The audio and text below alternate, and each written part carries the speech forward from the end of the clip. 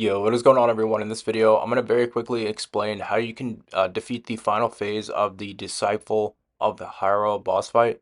Now, this is actually extremely annoying and it's pretty frustrating to try to complete it, but once you figure it out, it can be done quite simply. It's just so much firepower coming at you.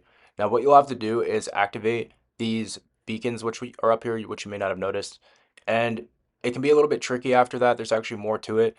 But you'll notice that once you activate the beacons, it's going to be similar to the last phase where you were balancing out the scales and how it will spawn up these enemies that drop these prisms. So what you'll have to do is you want to destroy one side and then actually save the prisms. You don't want to use them straight away. I'm going to show you guys how to complete it because it's a little bit tricky. So once you've activated the one side, you've got the one side of these prisms to drop. What you need to do is get the dark ones to spawn first. Now, any of the light ones spawn up, you can actually toss them into the center.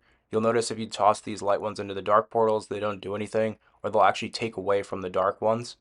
So the light ones are supposed to go in the center.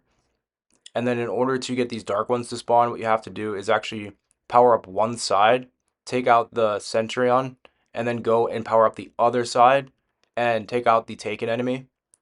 That way it actually crosses over and makes the dark energy. So you'll notice I'll do it right here. We're going to activate this one side here.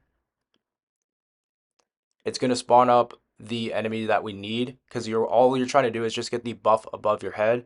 Once you have the buff above your head, you want to go and activate the other prism. So I already got the buff off the taken enemy. I activated the prism. Now I've got the buff off the light enemy, and it's going to make more of these dark charges. So now that you have the dark charges, you can go and fill up these dark scales. Now make sure to do them one at a time. Like throw one on one side, then one to the other side. Otherwise, it will overload it. Now, once you do this, it will finally unlock the boss's shield.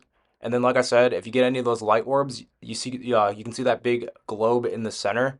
That is where you'll toss those light orbs if any of them drop.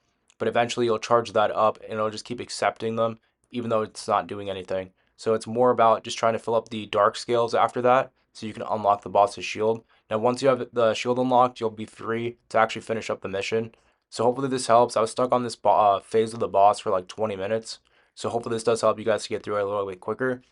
Just think back to the previous mission objective where we were balancing out the scales because it's very, very similar.